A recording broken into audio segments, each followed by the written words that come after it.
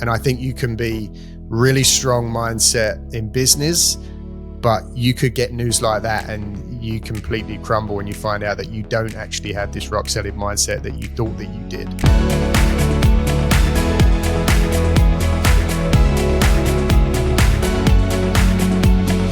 Hey guys, and welcome back to another episode of the Airbnb Nomads podcast. And on this week's Property Education Masterclass, we're going to do things a little bit different. I'm joined by an incredible man called Matt Embry. Now, Matt, back in 1995, when he was just 19 years old, completely out of the blue, was diagnosed with MS. And obviously, at that point, he was looking at the rest of his life in a wheelchair or potentially even worse. Fast forward 25 years later, he's just coming up on 50 years old and he's just completed 6 marathons in 6 days. And his whole life has taken on a complete new meaning where he's found a way to beat this awful disease and to spread awareness throughout the entire MS community. He's taken on Big Pharma and he's found that through diet, clean living and discipline, you can beat anything. Guys, there's really too much in this episode to pack it all into an intro.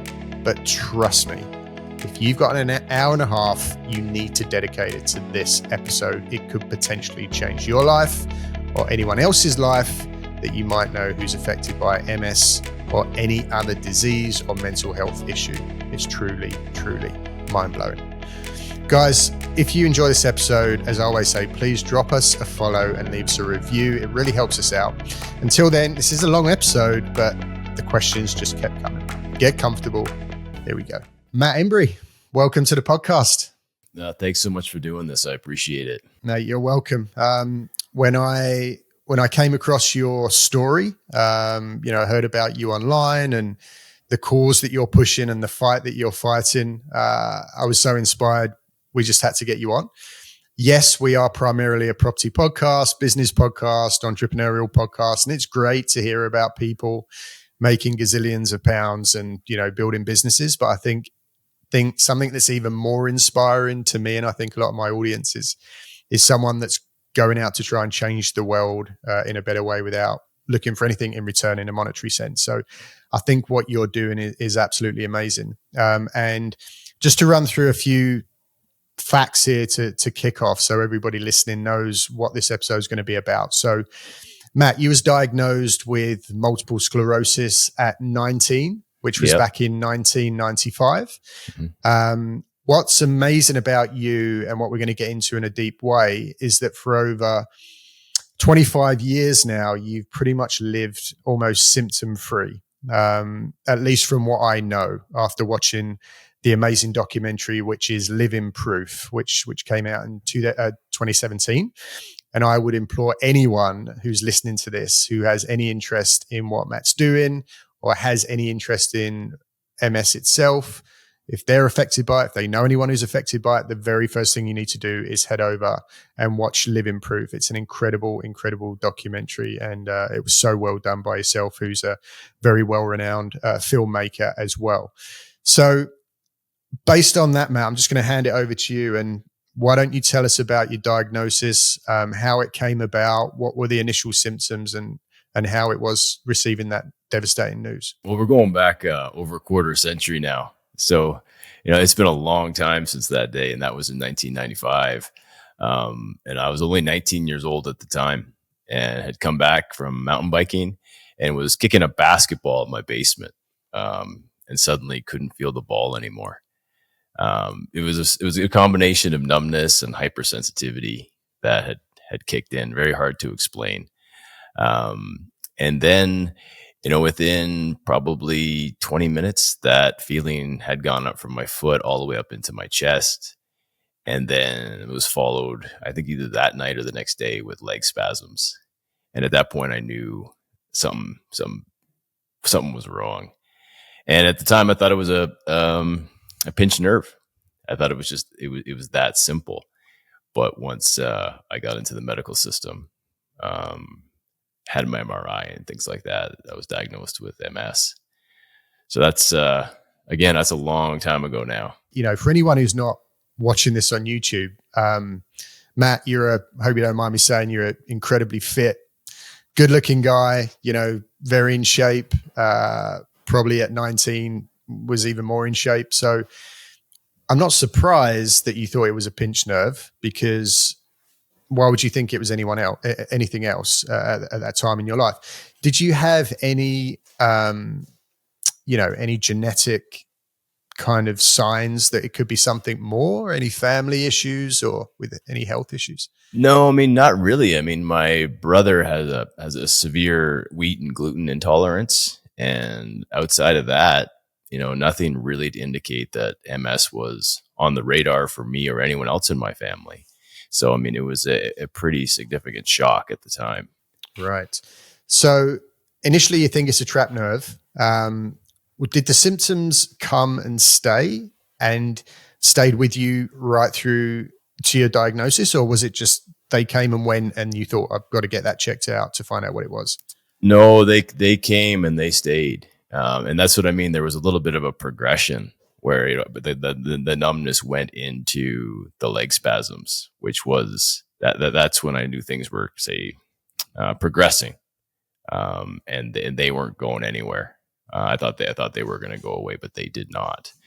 And that would have lasted, I don't know. I mean, probably close to. It took about a month to get diagnosed, which, I mean, that is great. So many people with MS struggle with the diagnosis. They can go on for years. They have symptoms before they get anything. That was not the case with me. I was lucky. And I suppose it's worth pointing out to people listening that you're based in Canada. So you was in the Canadian health system, which from what I can understand is very much like the UK NHS, it's socialized medicine. So it was quite speedy going from your symptoms to getting seen. Yeah, it was. Good. Yeah, it was impressive, really. So, I mean, that was really good. And how long did it, I mean, when you went into the healthcare system, did they look at you and also think this has got to be anything but something as serious as MS? Did they take a while to kind of diagnose it, or was it quite quick? It was quite quick. But I kind of knew, I mean, there was one interesting tell. It's when I went, you have to go to a general practitioner here in Canada before you're referred to a specialist. And I do recall he did one test, and I remember the look on his face where I thought, okay, we got a problem here. I could just see it in his eyes that, how my body was responding was not good. I want to say not good, normal. And if you don't mind, I mean, this is a pretty obvious question, well, an obvious response to the question, but if you could just explain in a little bit more detail, how did you feel when the doctor looked at you in the eyes and said, you've got MS? I don't know. I mean, I think I was pretty, by the time I got to the neurologist, I knew something was pretty off. So it was either going to be a brain tumor or a serious pinched nerve or something wrong with my spine. So that day I was somewhat prepared for, say, troubling news. But I was pretty stunned. I mean, I didn't know a lot about the disease at the time.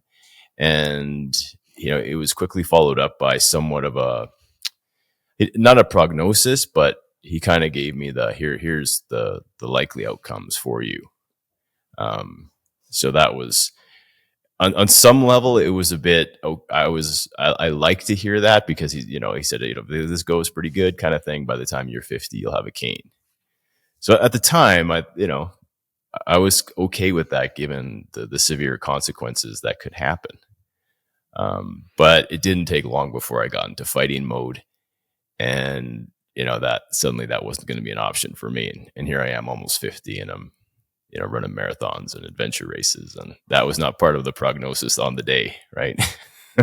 Amazing. Yeah. And a part of this episode or conversation that I want to get into is around mindset.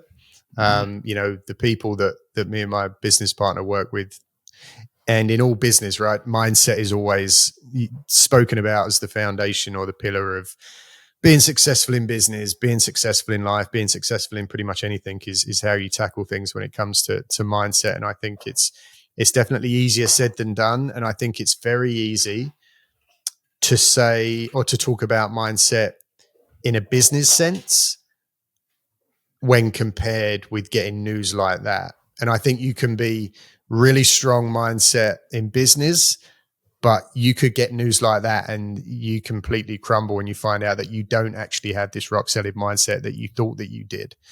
So, and there was, and again, like anyone who's listening to this got to go and watch Living Proof, which is on, YouTube. It's on, is it still on Amazon Prime, or can you see it on Amazon Prime? Yeah. Yep. And there was some moments in there, Matt, and I'm sure you won't mind me saying, but I got pretty choked up seeing you at times and how you were feeling with the news, and when you saw other people mostly who were suffering with the disease and how it was attacking them. And also your mother, when she was talking about when she received the news, and your uncle's shock as well, because you were such a fit guy and you are such a fit guy. So to get taken down by this was such a shock to everybody. Mm-hmm. Yeah. I mean, it's definitely, MS is one of those diseases that takes a significant long time to play out.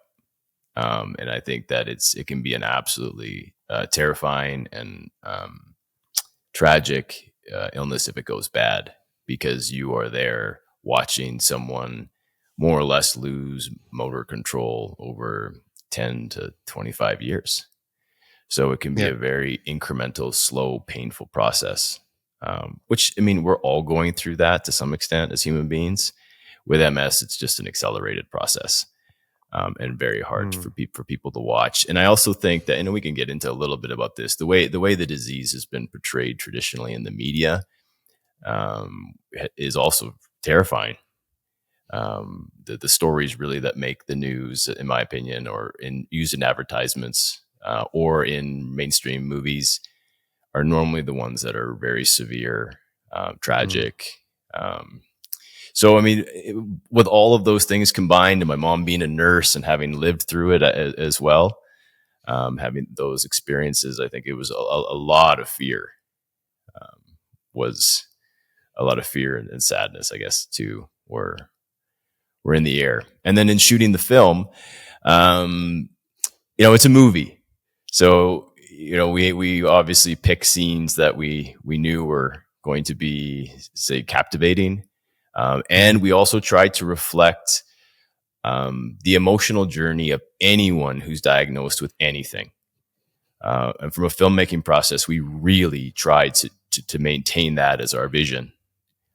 This is not just about multiple sclerosis. This is about the journey of being diagnosed, going into that diagnosis with all the fear and all the trepidation, and coming out with hope. That was the intent. And that is absolutely what, when I watched the document, and I'm not a film watcher. I never go to the cinema. I never turn my TV on.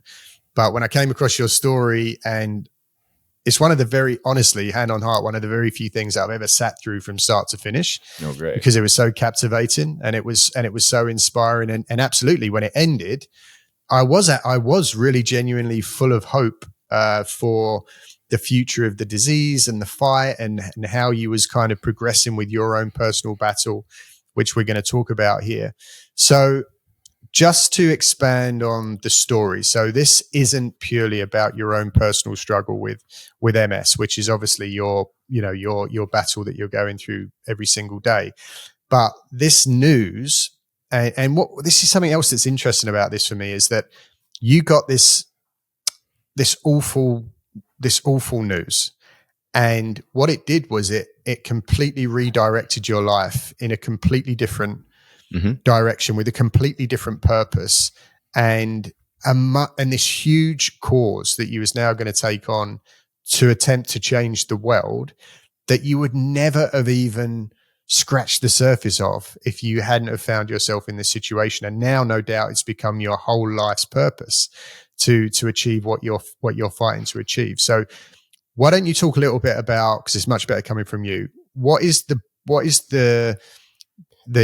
bulk of what the film's about, and what was it that you found out that was wrong with the whole medical industry after the news? I mean, you've asked, that's a really complicated question to unpack. Yeah, so I'll try a lot of layers there. It's going to be the bulk of the conversation, so you can open up however you want. Yeah. So, I mean, if we go back, I mean, to be honest, when I first, it wasn't long until after I got diagnosed that I was ready to fight. So within, I came from an athletic background. I was in sports a great deal of my whole life. So I had that approach, more or less within a couple of weeks. After we got through the shock and everything, I was ready to go. And that was, and I've said this in other interviews. I was pretty concrete in regards to either I'm going to win, and win for me was not having severe disability, to be clear, or I was going to kill myself. So once I'd made that pact, more or less with myself privately, I was free. I don't know, that may sound strange, but for me in my journey, I had full control then. Sorry, Matt, just to pick into that a little deeper. So your choice in your head was I beat this or I kill myself. Two options. Yeah. Because I knew for me where like the level of which I didn't want to. I mean, I love my physical form on this planet. Like I love what my body can do, and for me, I'm really physical. Like that's just how I am. I've always been that way, and for me, it's just, for me something like suicide is ultimate control, and good or bad. I'm not going to I don't want to get into that, but for me at the time at 19, those are my two options.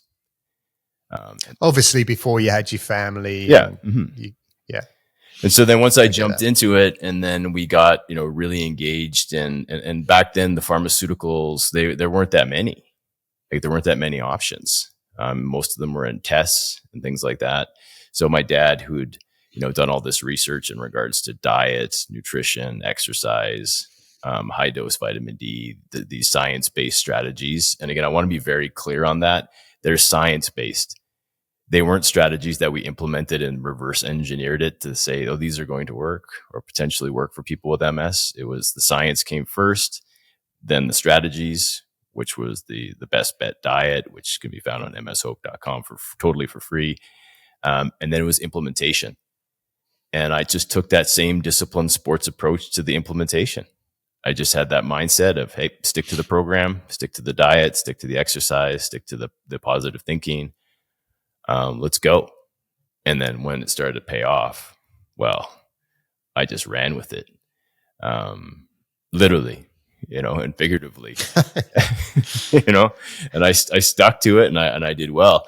And then, to tell the story, I mean, no question, it's become a huge part of my life's purpose right now. Next to my kids, my kids are number one. And then number two is this mission. And that took a long time to get there, to be, if you want the truth. There was at least 15 years, almost 20 years in the middle where I really wanted nothing to do with it. My parents had started their own charity. I wanted to go off and live my life. I was healthy. And did you feel that you had a choice though, Matt? Because, and again, we can't cover everything in this episode, and again, people need to go and watch the documentary, but you basically started to find that there was ways that at least you and your family had discovered that were working for you. You then went to the main MS Society in Canada to present them with this information that you discovered that was working, and they didn't want to know, because at the root of all of this is big pharma, and there's no money in healthy people, right? So they want to keep people sick. And it's so interesting, and it's also so disgusting at the same time. But I think this is a worldwide thing. I think it's even bigger in the US than it is in Canada. I think it exists in the UK as well, where, when you think about the junk that people are eating, the crap that people are drinking, the way that you can openly buy cigarettes and alcohol 24/7, all of this stuff, and people might call you a conspiracy theorist, but the more you think about it, the more you think, none of this stuff makes sense. Why are they trying to keep us sick? So what happened when you, well, first of all, tell us about what you and your family, mainly your father, who was an incredible researcher and just locked himself away in a desperate attempt to save his son's life, and started to discover things that he believed could potentially not cure, but definitely help to maintain your health through battling MS? What were some of the things that you found out? Well, yeah, he's by his education, he's a PhD researcher in geology. So he applied that mindset and mentality and discipline, went to the med library and got after it fairly quickly. And then there was a few serendipitous events that happened. A book was given to us by one of my high school teachers, and my dad ran into a high school friend who he hadn't seen in decades, which was always interesting things occurred that did lead to these nutritional based strategies that he discovered. And then, he did write a paper on it, and we tried to get the information to the MS Society at the time. And, back then we'd even go to MS Society events and hand them out on a table. We'd print them all off and put them all out. You thought they'd support you. Why wouldn't they? Well, that was our initial thought that would happen. Yeah. And especially because if you go back in history, the MS Society did fund diet research like back in the 40s and 50s. So this wasn't, even though my journey was somewhat new, the dietary strategies have been talked about for decades prior to, and more so now. So, I mean, it's, for me, I really feel we're at critical mass, but, and then that out of that frustration, my parents started their own charity to get the information to people. And so they just, and again, that's that spirit that our family seems to have of let's just do it. Yeah. Pull together and get it done. Mm-hmm. And then that's when my dad had one of the first websites because my other brother made it, back in 97. And then that got the information to people all over the world. And that, very rudimentary. And then, over time we started getting letters and, people would share their stories of success and recovery, and all of that just continued to add up. And then that's where we are today it's been a long journey. I thought a really nice part of the film was when you organized your first in-person event and there was maybe, I don't know, 20 people in the room, and your father spoke about how you felt and that you felt really hurt and a little bit guilty that there was nobody there. And that was when you really lit the fire and you wanted to start spreading the word about your cause, and things really took off from there, didn't they? Yeah, well, that event actually was my parents' event, and what had happened at that point in the story or in our lives, I'd really removed myself from it. So I'd removed myself from I supported a little bit behind the scenes, but nothing major. I'd had 2 kids at the time. I was very busy. Was you working? Yeah, I was directing movies and television commercials and owning a business I just wanted to live on whatever normal. I know there's no normal life, but I did not want to be. I mean, most of our friends didn't even know I had MS. I was really quiet about it. I was not public because you had no obvious symptoms. No, and I was doing great. And I'd gone. We're talking. It would have been decades, right? And then that was one of there was actually 2 events that happened. One that was in the film. We show that one. And that was the one I got really upset because nobody came to this event. Almost nobody. And so I felt pretty frustrated and, with what was we weren't getting the information out. And then the second one that didn't make the film was I had run into someone I was shooting a film about a hospital organization here in Canada. And I ran into a woman at a long-term care facility that I thought I'd recognized. And so I thought that it really hit me that, hey, maybe it's my fault. Like I didn't get the information to her 15 years ago. And so I went to the parking lot, called my wife, and I was like almost throwing up. And those 2 events really woke me up. You started to feel a responsibility. Yeah, and then I woke up on one weekend, I think it was the weekend after, and I had this, I can only say it was some sort of divine download. Like truly, I don't want to take credit for it because it felt outer body. And I knew I had to create this website called MS Hope, and drove over to my parents early Saturday morning and said, we have to do this. I've got a production company. We're doing this. I don't care what you say. If you love to travel like me and you understand the power in escaping the money for time exchange trap, but you just don't know how to do it, then building an Airbnb consultancy business could be exactly what you have been looking for. Right now in the UK, there is a completely untapped opportunity through helping struggling Airbnb hosts by turning around their underperforming properties and generating you huge commission payments in the process. We are going to teach you all of the tools and all of the techniques that we've learned over the last 5 years through building our very own multiple six-figure Airbnb business, arming you with everything that you need to swoop in and save the day. Minimal startup costs, zero risk, and almost unlimited potential. Sound good? Welcome to the Airbnb Consultant. Contact us through any of the channels included in the studio notes to get the conversation started. Yeah, it's kind of already lined up. I mean, you've got all of the skills and the team and everything to go out and make this thing. Yeah. And kind then of a no-brainer, I guess, once you got the fire. Yeah. And then we did it. And, we had a great team that really came together. Our company made it. And then once we got that cease and desist that's in the movie in regards to a little bit, then I, as a filmmaker, I thought, hey, like, we got a movie here. And then it's just unthinkable.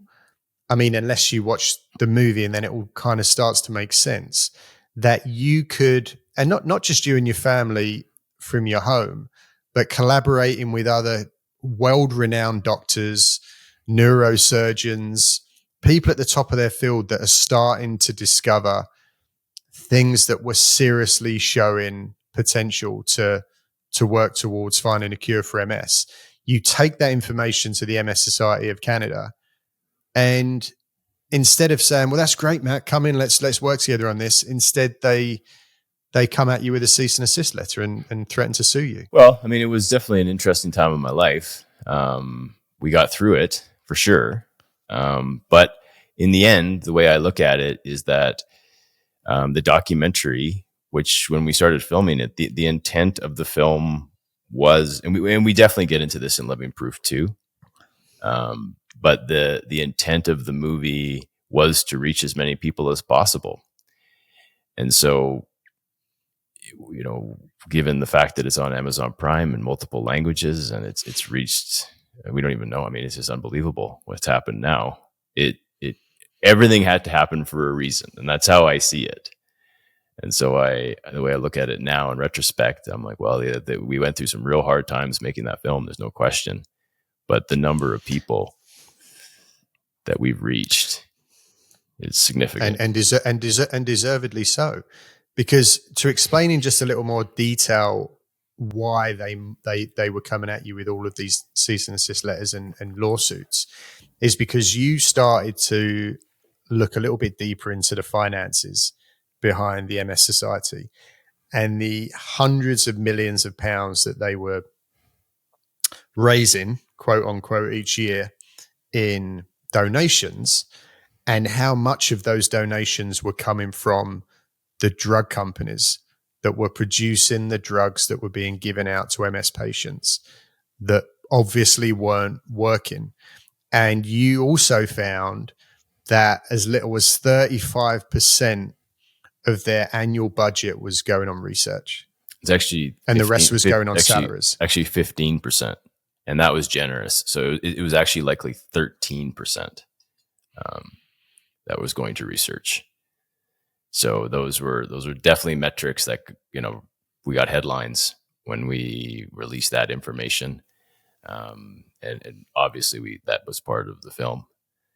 And I think that's where, and one of the arguments that I make today is, MS societies will definitely, they use the concept of like, we're going to end this disease. And that's the, end MS or these types of slogans. And my sticking point on that is, well, if you're going to end it, 13% of your revenue to research is not enough. But if you're going to support patients and do all sorts of other things, fantastic. Like, do that. But let's not pretend we're going to end it with that strategy in place. But today, in so many ways, what we've done has eclipsed of some of those things that we were fighting against in the past, if that makes sense. We've really jumped a significant jump in the last 7 years since the film came out. Yeah, no doubt. Because I guess when when all this really kicked off, you also didn't have all of the Instagrams and the Facebooks and all of the social media platforms to spread the word, right? So you just had a pretty basic website in the beginning. Yeah, we had the website did pretty well. I mean, it wasn't like horrible, but I had like 5,000 friends or something, and all together, like that was the whole thing. And we didn't really. It was pretty localized in regards to Canadians. That was our biggest, and a little bit into the U.S. But now it's all over the world.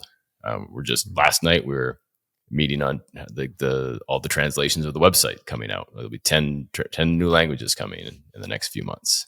Yeah, it's absolutely amazing. And there was a part in the documentary where you were sitting with your therapist, and you were talking about the pressure that you was feeling around fighting these huge corporations, and the threats that you were getting, and the challenges that came along with that, and the stress it was causing around you and your family. And you were having the obvious questions about, should I continue this fight, or should I give up and just accept the craziness, that the fact that we've found not a cure, but a certain way of living that could potentially help this disease. The fact that that's not allowed to be spoken about. Should I just accept that and roll over and get on with my own personal life? And you asked that question to your therapist, and it actually seemed like your therapist was kind of, at least in the clip, it seemed like she was more supportive of you doing that, of just kind of rolling over and getting on with your life and giving up this fight. How close did you come? I don't know. I mean, I think she was, I can't, speculate to where she was at with that, but I know for a fact she gave me the option, right? Like she gave me the option. She's like, you don't, this is something else you could do. There's a few times I felt like just giving up, that we just, I've come a long way. We shot that 10 years ago. So it's a long time ago. I had, there were some significant ego things that I was really battling too. I was at the time, fairly successful film director here in Canada. I'd had my own brand, so to speak. Had the chance to work in Hollywood now and then. Like it was a whole, now I don't want to say character, but existence that was, that I worked very hard to be able to achieve that. It had nothing to do with MS. The fact that the two of them came together, like I could not have predicted that whatsoever. But to watch that old ego crumble was not easy. And that had to show weakness, which I didn't like doing, vulnerability, which I wasn't into that either, outside of my own family, maybe. And even within the family, I didn't like that thought or feeling. So it was a big, big step.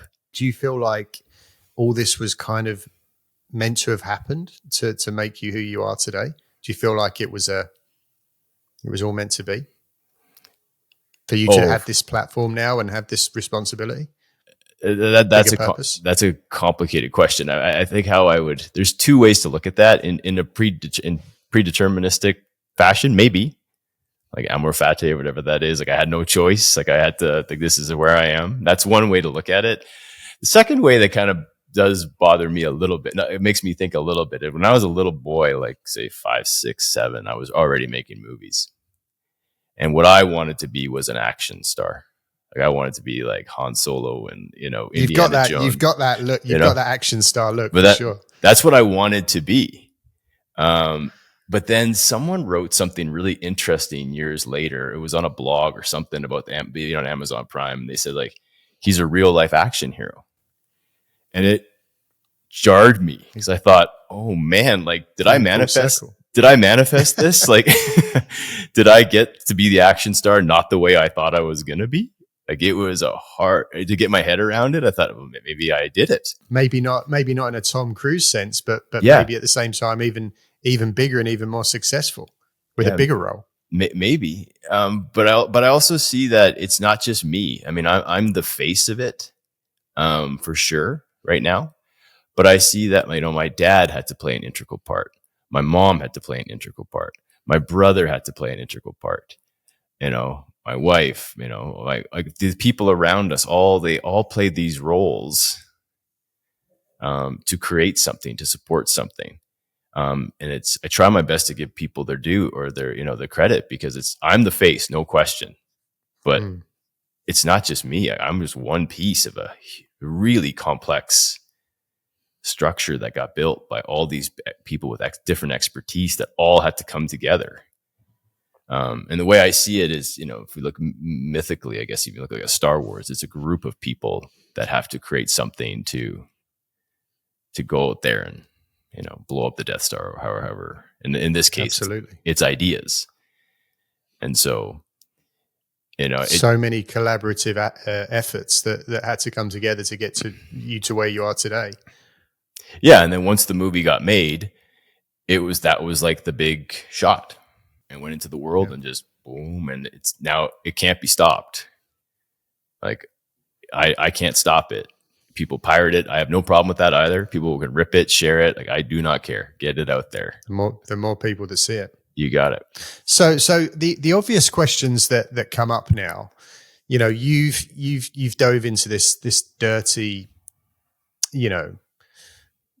business of money and drugs and big pharma. And, there's a lot of big documentaries that are out now, going around on Netflix and stuff about somewhat similar things, about keeping people sick and, the food industry and, how dog shit, cheap food full of poison is cheap, and stuff that's good for you is mega expensive, and that keeps the poor sick, and we just go around and around.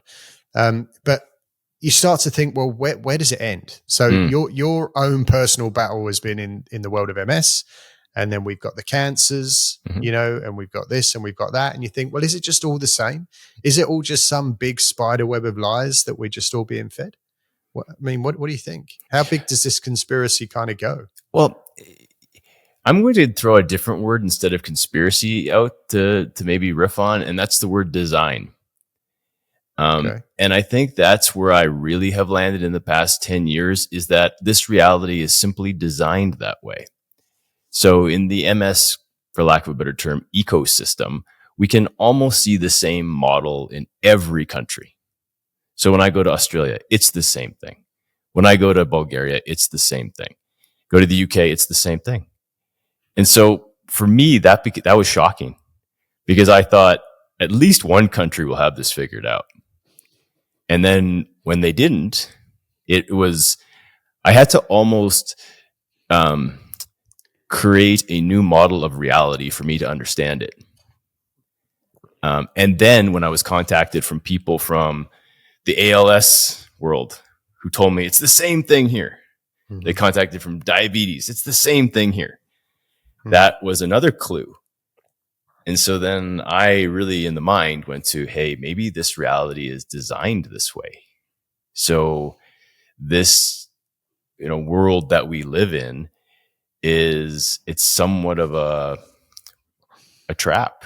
How can all of the players in the game all be lying? I mean, doctors are meant to be the smartest people that walk the face of the earth. So are they either all playing a part in this film of lies to keep their pockets lined, or are they just also getting fed the same bullshit and swallowing it? Well, again, why are they pushing drugs as a go-to to everybody first? Because I think in certain ways, in certain systems, that's just how it works. So it's the system is, well, this system is supported by, and this is where it gets complicated, because you need the hospital, you need the traditional medical system for certain things, in my opinion. Like, they're very good at surgery, x-rays. Mm-hmm. You need diagnostics.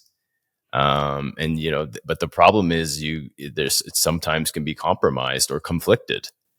And the corruption can happen. And I think that's where things get really dicey, because, there are certain things that really work. And this is one of the things I've had to like really struggle with, is everybody thinks I'm anti-pharma and all that. And I'm like, I'm not. Like, I'm involved in I've been involved in drug research. I'm involved in it right now.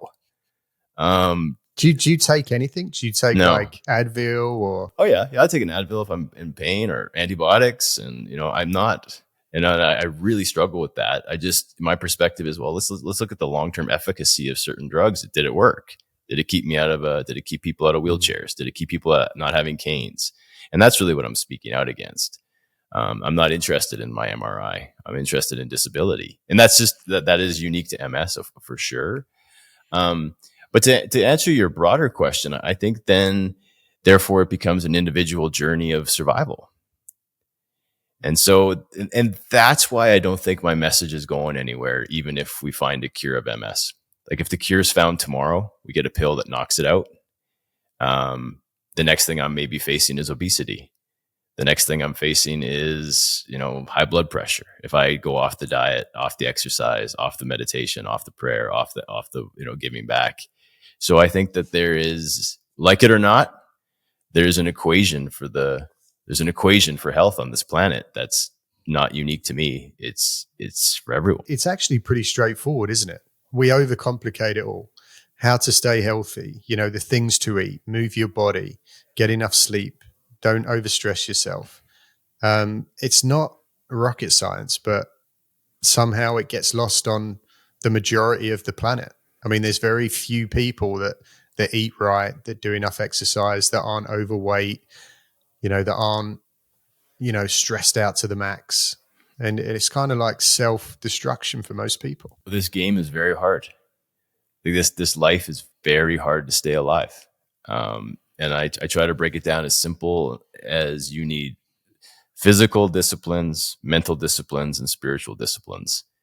And if those aren't all being implemented into one's life on a daily basis, eventually you're going to have problems. And so the question is, how fast? And then the other reality, I definitely get feedback from the community. And what I really try to share is, I know how hard it is. It sounds like a simple equation, but there's so much distraction, and there's so much temptation, and there's so many things to anesthetize you and immobilize you in today's world, that staying on that path is not easy. But I mean, things like doing podcasts you're doing, this is why I do these things. Like, hopefully someone sees this and wakes up and says, what am I doing staring at my phone? I want to talk about the way that you live and some of the lessons that you live by now. And hopefully we can, help to, get that message out to a handful of people that take that on board. Just before we get to that point, can you tell my listeners a little bit more about CCSVI? I mean, obviously I know about it because I've seen the film. But yeah, tell us what that is and how you found it to work. Yeah, so CCSVI, it's more or less, you're just not getting proper drainage from the vascular system, blood from the head, from the brain. And this was a discovery that was made, not a discovery, but the association between MS and that was found. I think it was 2008, 2009. I can't remember. Sorry, Matt, is that from the brain to the body or the body to the brain? I think it's the brain to the body. So it's not coming out. Like, it's the jugular veins there's normally blockages. It's not feeding the arteries in the or in the veins. There's an occlusion or a blockage, whether it's happening for many reasons that can happen. This from the skeletal system is wrong, or actually just the vein itself is something's wrong with it, or valves, or sometimes we've met someone who didn't have one. She only had one jugular vein. And she had MS. Yeah. And so, and again, so the question is getting them opened up. How do you do that? How do you open up these if you're not getting proper drainage from the head? So for me, it was, I was tested and I indeed had it, blockage. One was almost totally blocked. The other one was 25% blocked. I had them opened up. I didn't have anywhere near the dramatic results we've seen where people have got, regained certain mobility within a day. We show some of the videos in the film of people's dramatic. One of our board members on mshope.com, we're going to be sharing her story of the recovery she had. So the problem is that it doesn't stick for a lot of people. The veins close up. It's very hard to keep them open. So unfortunately, we're in a situation now where if you Google CCSVI, it'll say, debunked, which is not a scientific term, by the way. It says, it doesn't work. All this, and then we agree. It's we got a problem keeping these open, but the association still exists, and people are still doing research on this. Like it's not dead. There's a clinic in Ohio that's still functioning, in Canada, in the US. And also we're working now with high frequency ultrasound. It's called muscular acoustic modulation, which is in part 2, Living to Proof 2. We get into this of a non-invasive way to maintain proper blood and lymphatic flow for people. And we show the results in the film. I think it was one of the most unbelievable parts of the film was when, you meet with this doctor that's starting to do the research on CCSVI, starting to discover, okay, there might be a connection here. Had an incredibly large percentage of the people that had MS, he was finding had this restriction of blood flow to the body. Did some surgeries, saw incredible results. Like you said, the results are showed in the film, almost overnight turnarounds and improvements for people that were really struggling badly in a really bad way with MS. Mm-hmm. But the kicker is that the surgery was able to be done with very basic tools like balloons and things he speaks about, which don't cost money. So it turned out that he'd found a way of massively improving someone's struggle with MS without needing to spend hundreds of millions of pounds on these drugs. And he was approached by many people and told, hey, you need to be looking over both shoulders because you're starting to ruffle the industry and it's going to start to affect your own career. So he started to feel the threats and it all got shut down. Mm-hmm. Yeah. It's just unreal. It's unbelievable. And so disgusting. Yeah. I mean, we really dig into that in the film. There's a couple of doctors in there who really, share some really unsettling stories about what's happening. And I hope that, the advocacy work we're doing, more and more people become aware of this. And, help us is the bottom line. And again, doing this helps. We don't know how many people will wake up to these realities. But I think that what I love, what I want to kind of, round that off is that I hope we offer hope. So no doubt there's these major problems that MS patients are facing, but there are things you can do for free. No cost. It's just, now it's on you. You take the information, you read it, you process, you make the decision. And it's choice. And that's a big thing for us, making sure people have choice and access to information. It was just such a big part for me because I feel like sometimes you go to see a doctor and they say, well, it could be this or it could be that. You might be feeling this because of that. And a lot of the time you leave, and nothing ever really changes. You don't get any answers. But for me, that the doctor was talking about, it seemed like such a tangible action. Mm-hmm. Oh yeah, this is closed. You're not getting enough blood. We need to open that to get blood to the body. It's like, okay, makes complete sense. Let's start doing this to every single person who has MS. It's like a no-brainer thing, and it's not happening. No, in fact, it's more or less shut down everywhere now. And there's only one clinic I know of in North America that's doing it. Do you, Matt, do you ever feel in danger of, it sounds like a crazy question, but I really don't think it is. Do you ever feel in danger of your life when you're playing in the same ring as these companies and potentially the government? I mean, how high does it go? You know, you hear these stories about the people who discovered how to, run cars on water and stuff like this, and all of a sudden they disappear. And, do you get carried away with these thoughts sometimes? No question when we did the film, especially when we were filming it, and then maybe a bit when the film was about to come out. I mean, I received lots of emails about this, warning me, and I would definitely hear narratives of people who were in the same space who had full-time security, things like that. There's no question. This comes across in my world. But I think for me, I've gone a totally opposite approach. So if you go to mshope.com, that's my personal phone number. That's my personal cell on there. I have 65,000 followers. That's my personal cell phone on the website, my personal email. So you call that, you're getting me. So I just went the other way. I thought, okay, I'm not going to be scared of this. And if it's true, I don't know. But instead of hiding or, doing this, I'll just put myself right out there. So let's go. Putting yourself in that position, which is very admirable. But how do you know you're not just going to get bundled into a van one day? And I don't like to call myself religious, but I believe that God, however you see God, maybe you see it as a being or a person. I see it maybe more as a system. I'm protected. And I think that it's because I'm a truth teller, and I'm not perfect by any stretch of the imagination, but I only speak the truth, no matter what. And I think that's the path through life. And if you do that, you're fine. You're untouchable. Has that spirituality been with you your whole life, or just since you've gone through this MS journey? It only happened after the film came out.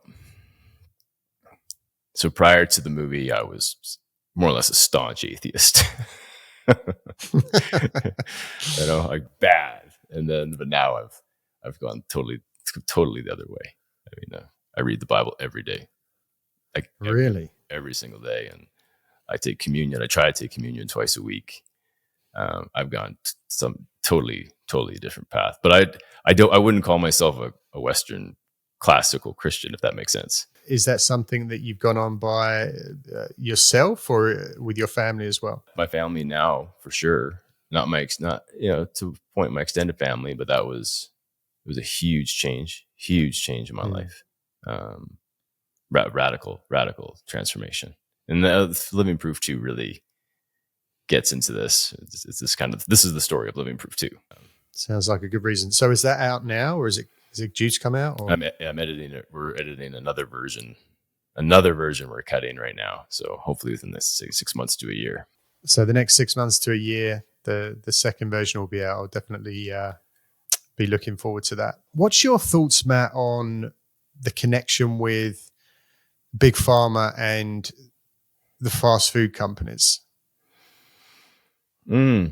Well, how does that connection work in your mind? I don't think that they're, say, necessarily connected, but I think it works together in a system, in a way. And I think that, behind closed doors, I'm not going to call anyone out here, but the behind closed doors, many doctors have said to me more or less, we just know people can't do this.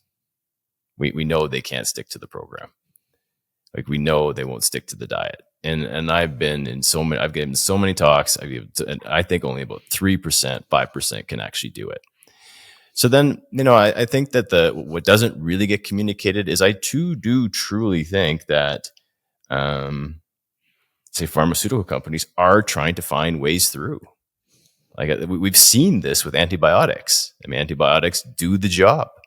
And I think that there are, and I've met people who've tried to do in drug development who are genuinely trying to get pharmaceuticals made to really help people.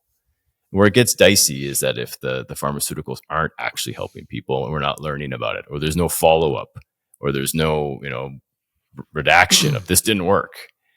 But I think that if we have a society that is going to continue to indulge in fast food and all these types of things, well, they're going to get health problems. And then they go to the doctor, and then what's the doctor going to do? Well, they're going to try to do something to keep them alive. And then you're in that vicious cycle. And then the doctors, many doctors are on the take. That's a serious problem too. They get taken to hockey games or football games or cash payments. This is not, you can find this information out. And so now you've got this system set up. And it's a scary system. I mean, here in Alberta, I live in a province of Alberta, and I learned this. I don't know if this is, I'm not going to name, but I know doctors, once you graduate, they get these enormous lines of credit. So, I mean, that in itself should be a film where you have you have these people who normally they're the smartest people in the room.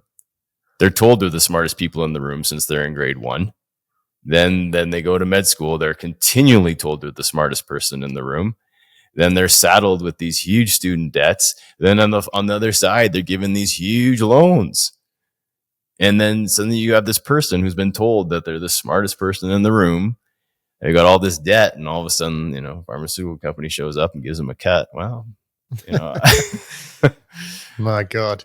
Yeah, and it goes back. I mean, for me, a big thing that I talk about is, I don't know what it's like in Canada, but like the education system in the UK with kids, they're not taught the most basic things that you think would be fundamental lessons that you want to give them as teachers to help them get through life, like the basics around money and what's a mortgage and cash flow and good debt versus bad debt. And then also health, like what you should be eating, what you shouldn't be eating.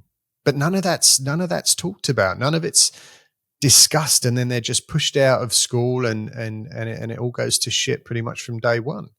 And then, like you said, they get sick because they've been going to McDonald's every day, and then they go to the doctor and the doctor says, take this pill instead of take the burger out of your mouth and put an apple in there instead, and things might get better. I think people can go crazy if they start thinking about it too much, because you're 100% right. And so then the question becomes, that's not rational. So then the next question for me is, so then what's really going on here? Like what's really happening? Yeah. And then you start going down the rabbit hole. Yeah. And that's where I've landed. And again, in part, it's from reading the Bible. It's that this is just how it's designed. It's designed this way. So it's set up to get you this game, this life. And that's, I think, however people think, whether you choose to come in this, whether you're forced to come in, I don't know. But you're stuck in this, and it's like Running Man. How far can you go before you get taken out? And we can make a long. What a depressing way of looking at it, but yeah, absolutely right. Oh, as soon as I open the front door, it's on. Who's coming to get me? And whether it's some guy at the gas station, whether it's, So you're seeing it as like a video game almost. That's exactly how I see this reality. And so luckily we're given manuals how to survive this thing. If you're aware when it comes to you, don't follow the manual. Good luck. And then the system will give you the information when you need it. You just got to be ready for it, and you got to do the work. Like it'll come. So you just got to wait. And if you don't do it, well, man, you literally blow my mind. Like I just know that life's really fucking difficult. Like I've never really thought past that, but I've never thought about it as like a video game and, lessons, and you get given the book when you need to, and whether you follow the rules or not, well, that's up to you. But that's a crazy. No, I almost, that's how my reality works. Like I know it. I mean, I just had this amazing thing happen. So last year I did this run. We did a friend of mine, we did 6 marathons in 6 days to raise money for a friend of mine, our friend. So we alternated and we ran, I don't know how many miles. It was insane. but it really beat up my body, like bad. I was just in a bad way, and I couldn't figure out why I wasn't coming back. Well, then all of a sudden, this amazing nutritionist shows up in my life out of nowhere with this new product and teaches me about this new enzyme. And, I try it and I'm back to 100. Like, come on, that's how it works. Like if you're open, it will give it to you. You've got to have an open mind, and you've got to be willing to accept it. You said, Matt, that very few people can follow. You said like 5% of people follow your recipe to beat this thing. Mm-hmm. But from what you said in the film, at least, it didn't sound too extreme. You said, I eat lean meats, fish, mm-hmm. I cut out gluten and dairy, and I eat fresh vegetables. Like, that doesn't seem too extreme to not be able to follow. If you're going to save your life, what's the problem there? Food addiction is a major problem. And like families, it's not easy. It's not easy to eat that way in a family if people are eating differently. And then every single meal is work. I mean, you can't. I don't really go out for lunch. Most of my meals I make myself. To keep my sodium levels low and all that type of thing. It's a huge amount of work.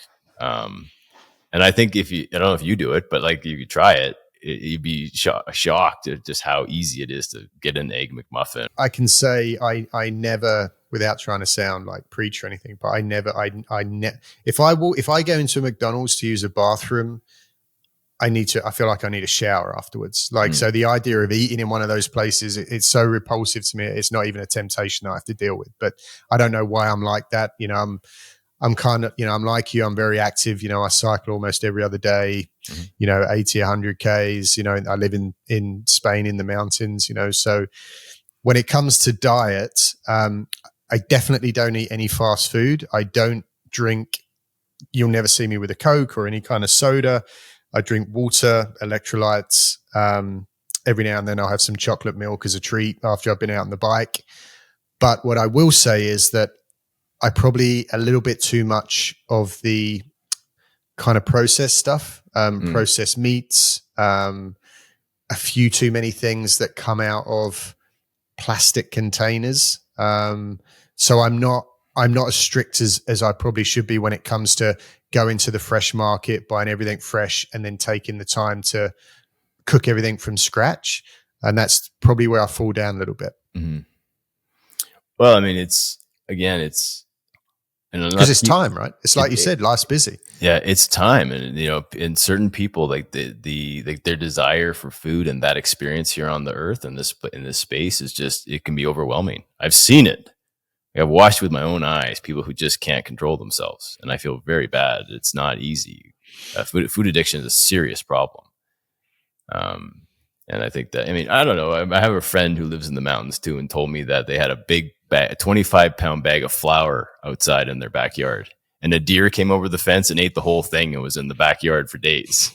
Right? And I thought, isn't that how it works? Like, the deer just couldn't help itself, and human beings have that same problem. And so, how you get that information to them to show them. But I think, where I think we're making strides is that in the old days, people would call you crazy. They'd be like, wow, there's no science, But I asked ChatGPT the other day what it would do if it got diagnosed with MS. And number 2 was more or less the diet I advocate for. I saw that post on your Facebook. Yeah. And for me, I was like, okay, we did it. Like, we, as in the whole collective movement of showing diet, there's now enough research. There's enough to prove that this is worth looking at. And so as that continues to grow, my efforts are going to have to go somewhere else now, which is fine for advocacy for different issues. But that one seems that we're there.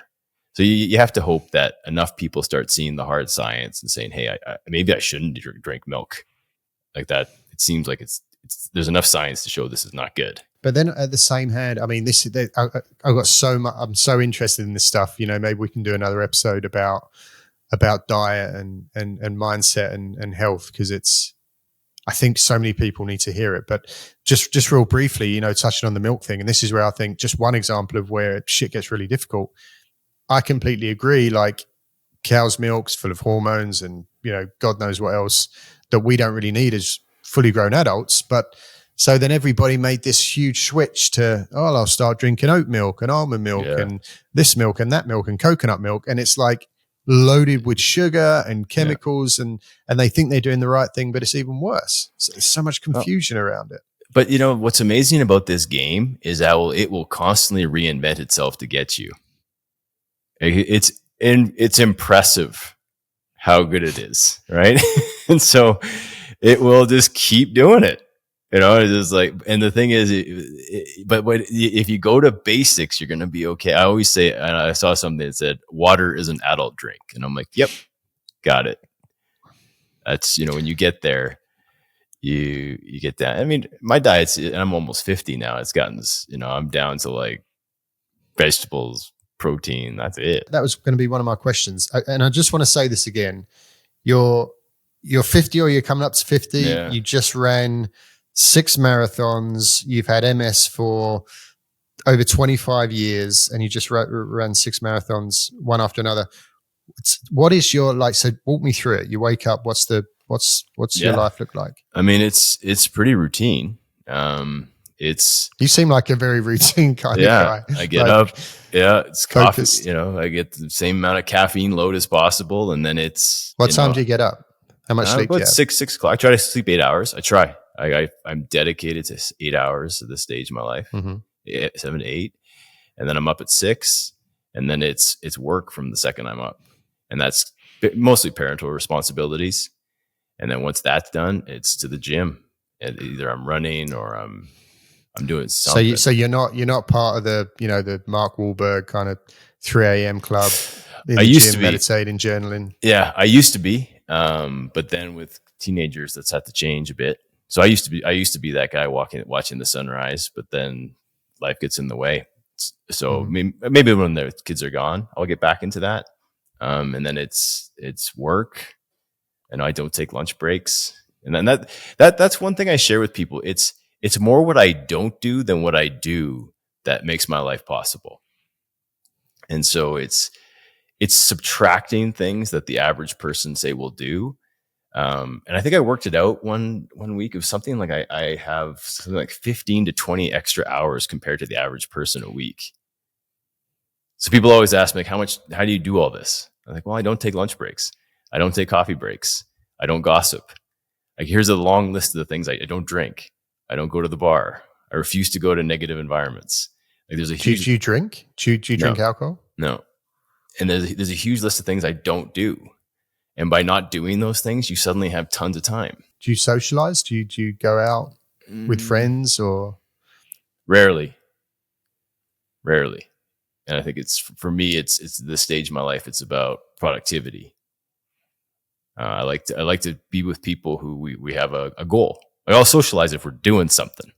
Right. I get that. Yeah, we're doing a ministry. You don't have time to just sit around and bullshit in a bar. 100% agree.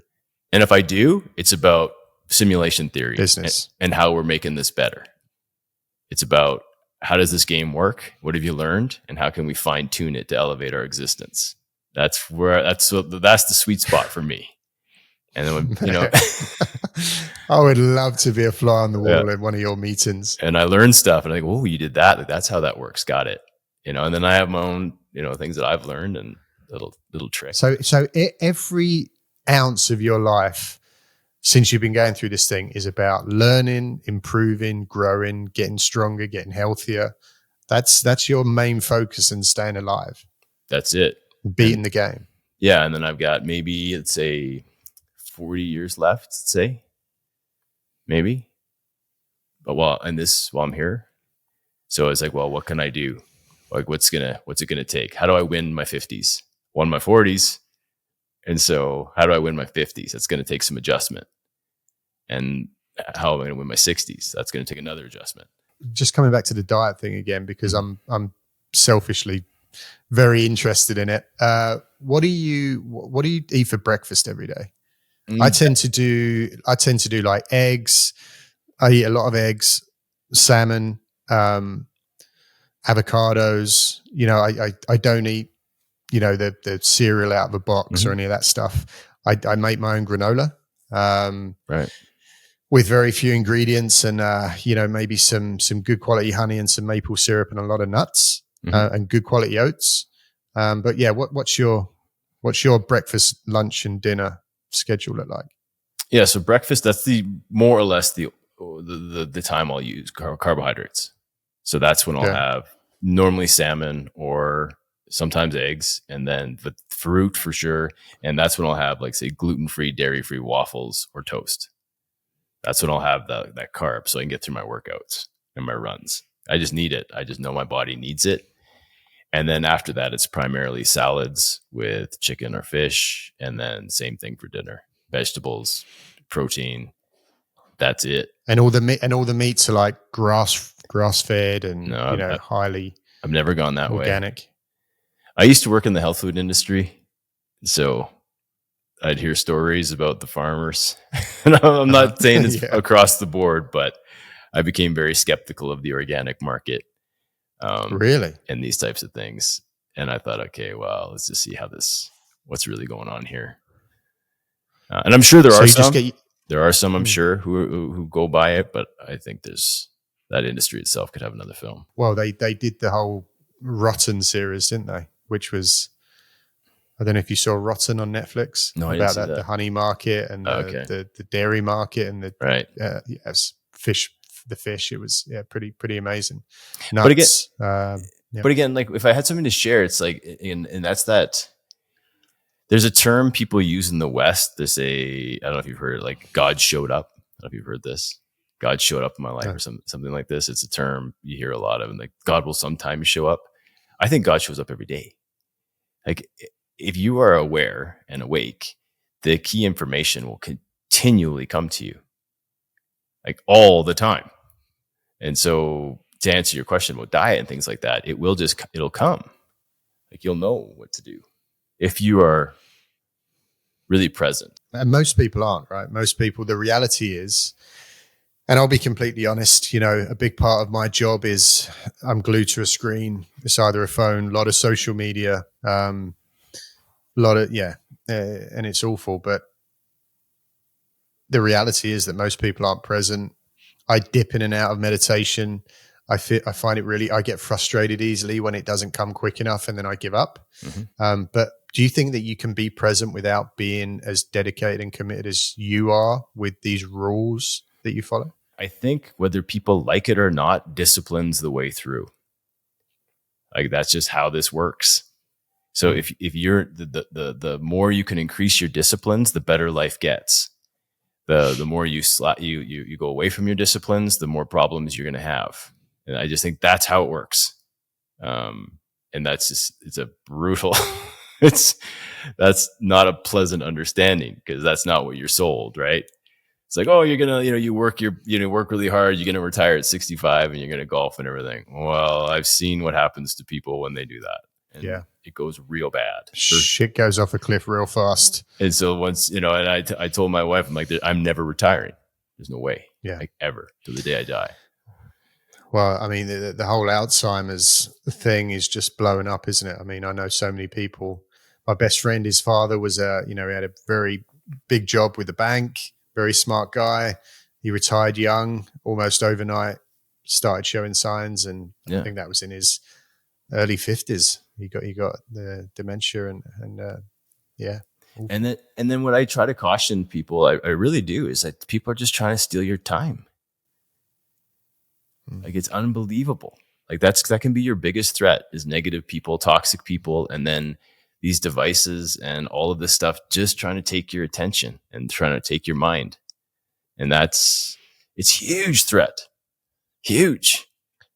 And I watched this really interesting podcast recently, and it was about how, say, like, if you watch a show, Game of Thrones, you watch it at night, is your body thinks it lived those experiences.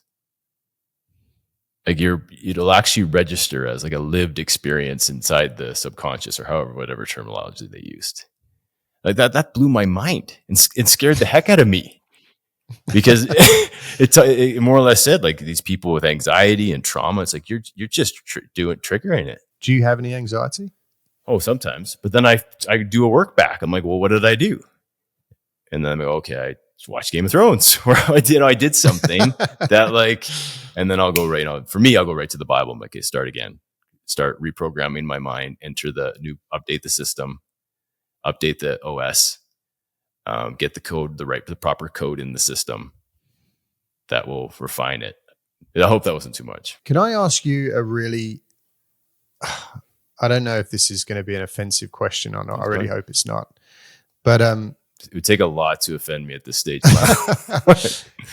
Like, is there any part of you that ever thought that maybe your diagnosis was wrong when you was 19? Because I said this to my sister earlier. Like, I find it hard to believe to look at you and the things you've achieved and how healthy you are all this time on. That, is there any chance that they were wrong? I mean, I guess. I mean, I've had one MRI since, and that was because of a neck injury. And in the report, that this would have been like 4 or 5 years ago, it said evidence of demyelinating disease. So that was 20 plus years later. So I'm going to assume that, what do you say about that? Like, that actually was 25 years later. But I think that, how I like to kind of answer that question is to look at Dr. George Jelinek, who's in Australia. Same story. Dr. Terry Walls, who's now coming back, no longer in a wheelchair. Do all of us have a misdiagnosis? Do all these people who keep claiming that nutrition and exercise and high dose vitamin D and all these things turned us around? Like, we're all benign MS? Like, I don't know. Statistically, that doesn't seem probable. But there's people, another thing I get told is, oh, you have benign MS. And I tell people, yeah, like, that's the point. Like, I wouldn't be saying this if like these strategies don't make it benign. Like, that's the idea. Yeah. So you found a way to beat it. Yeah, it's a challenge. And so, and I think that, where we are going is where the path, and you'll see this in probably Living Proof 3, is I'm trying to show that I'm hoping to prove that this is likely just a virus. And then if that's the case, then reduce the stigma around it, learn from the HIV community of how they were able to translate that to people all over the world. See how like that, because that was a highly stigmatized illness at one point. Sure. They were able to change the public opinion. And so if you show people MS is just about a virus, that's the goal. I can't say that for sure now, but I'm working to help show that. I've got to ask you, Matt, and I'm aware of the time here, but I'm just so interested in your in everything that you're saying. So we might have to overrun just a little bit, but I've got to ask you the COVID question. Mm-hmm. Was it real? Well, yeah, I think so. I mean, I just got COVID 3 weeks ago. The first time I had it, I ran a half marathon and medaled 10 days after I tested positive. The time I got it last week, or I guess last month, I thought I was going to have to go to the hospital. So however this COVID is working, it scared me for sure. Like, I was shocked. Did you get the vaccine? Yeah. And I was like, this strain of whatever this new strain is, like, for me, it took me right out. I've never experienced anything like it. I went public with it because I said people, like, I downplayed it because I was so healthy my first infection. This one 3 years later, no, never. I was so sick, it was unbelievable. I'm actually really surprised after everything that you found out about the medical industry that you took the vaccine. I know people are always like, you did. I'm like, well, yeah, the science was there, and like my dad went through it, and I'm like, okay, let's. If that's what COVID did to me without the vaccine, I don't want to think of what it did I could have done it to me without it. Like, if I got hit that hard, I think, okay, well, what could have happened to me if I didn't? And that's my position. But I guess what I really try to share with people is that I love people, okay, but I don't really care what they do. Like, I'm kind of like, if you and I become text buddies, you're going to get a lot of thumbs up from me. You know, I'm Okay. like, that's what I do. I'm like, awesome. You do you. I'm going to do me, and I'll see you down the road. That's just Here's me with my Big Mac. Yeah, I'm like, Hey, yeah, awesome. yeah. I get like Good nothing. for you. Yeah, that's how I am. Like nothing shocks me. I'm like, okay, cool. Like and right or wrong, that's what I always tell people. I was like, I'll see you down the road. And people like, I remember people got all just furious at me that I got the vaccine. I'm just like, hey, I'll see you down the road. And I didn't see you when I'm running 6 marathons, and I don't see you when I'm in the winner's circle, and I don't see you when I'm like, I'm doing a body makeover right now for 50, and I'm just trying to put on some mass, and I'm like, I'll see you at 50. And like, I hope that I'm not coming off. You're just so confident in you and what you do and who you are and what you believe, and that's friggin' awesome that you don't need to be held up by anyone else. That's what everybody's trying to achieve. And I don't judge anybody else. So if you don't take the vaccine, cool. If you don't want to go on MS drugs, you do. That's cool. Like you do you, I'll do me. And then I'm going to share with you what I do if it works. And if it doesn't work, I'll tell you that too. Mm. I'll tell you, don't do 6 marathons in 6 days. Don't. Don't do that. That's not smart. I tried it. It was a bad idea for me, Yeah, no shit. It sounds cool, but like, oh man, it was bad. I've had a do-over. What would your advice be, Matt, as we wrap this thing up? Obviously, your mindset is rock solid. Whether that's because of this fight that you've been on for so many years, or what you've achieved, or the mission that you're on, but what would your advice be? And mental health, right? It's a problem around the world. Mm-hmm. It's only getting worse. People that are falling apart with problems that pale into absolute insignificance compared to what you're going through, and everybody else with MS and other, lifelong diseases that seem so much tougher. And what would your advice be to someone who's just can't seem to go day to day with seemingly quite small problems? Like, what's going wrong with them, and how can they fix it? That's tough. I mean, if I had one piece I recommend to people, start by speaking the truth all the time. All the time. No white lies. No, nothing. Like, speak the truth all the time. All the time? Like, all the time. Never lie. And if you don't want to answer a question, just don't answer it. Just say, I don't want to answer that. But never lie. Never. And start there, and you will be amazed at what starts coming into your life. Like, once you're in the flow of truth, everything you need will be given to you. But it's got to start there. So when you walk past a beautiful woman with your wife and she says, was you just looking at her ass? I would say, I don't want to answer that. And that's the truth. And it's not it's a really hard thing to do. It's really hard, but if you, this is how this reality works. And then more truth will be given to you, and more truth will be given to you. And then your eyes will get wider and wider. So being honest, but telling the truth always. Yeah. What are your other, let's say, 2 more top tips for a strong mindset? Yeah, I think that keeping your space clean, like tidiness, is really, really important. Whether it's your desk, your room, like everything around you is clean. Your car, your like this cleanliness is really important. And I think this is where these incremental things, you start them, you commit to them, and all of a sudden they turn into real big things. But you got to start there. And if you're going to start exercising once a day, start. And if it's 5 minutes, great. Do 5 minutes. And it's. Are you an ice bath guy? No, I tried it and I thought I was going to die. So I stopped that. I had you down as an ice bath guy. I'll go be honest. I tried. It was not good. And then it's for me, I keep telling it's incremental, it's discipline, and it's repetition. You do that, you keep doing that.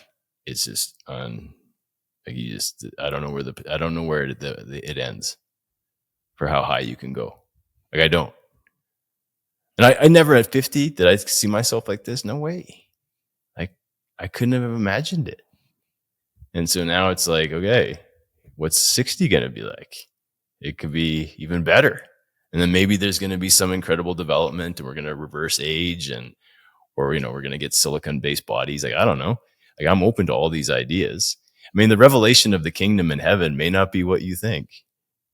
It could be unfolding before you. And I'm open to that possibility that, the new body, the new life is simply going to come off the line from Elon Musk. Yeah, right. That guy's a freak. Who knows what he's going to come up with next? Matt, why don't we wrap up here? I mean, it's absolutely fascinating. We could talk for another hour, but I know you got things to do. Why don't you just tell us in a little bit more detail about exactly what your website is, what's on there, how people can find it, and then any upcoming events or shows, promos that you've got coming up that people could potentially look out for. Sure. So we've got, if you want to find out what we do, it's mshope.com. That will open up everything for you. So everything's free. There's no restrictions. There's no subscriptions. There's no firewalls, nothing. It's all free. It's all downloadable. That will lead to our social media channels, our documentary. We have a free cookbook we'll ship you, all the any kind of tool that we can provide. We try to provide to help people start the journey. We're there. My personal phone and number. just to be clear, this isn't a diet that's only for people with MS. This is just a really clean way of living. Yeah, a lot of people use it who don't have MS. Right. And then we've got my personal phone number's on there, my email's on there. I'm always there to take a call, always there to try to respond to your email. We do monthly Q&A Zoom sessions once a month. It's every second Tuesday, so you can join that for free. We try to answer as many questions. Living Proof 2 is coming out in the next 6 months to a year. And then we're going to have on the website pretty soon, like where I'll be speaking. And that'll be a link that you can check out. And then a lot of people ask how they can help. It's stuff like this. It's sharing the message. Really, we're my goal. Because you don't accept donations, do you? We do accept donations, but I don't. Everything I do is free. It's all volunteer personally.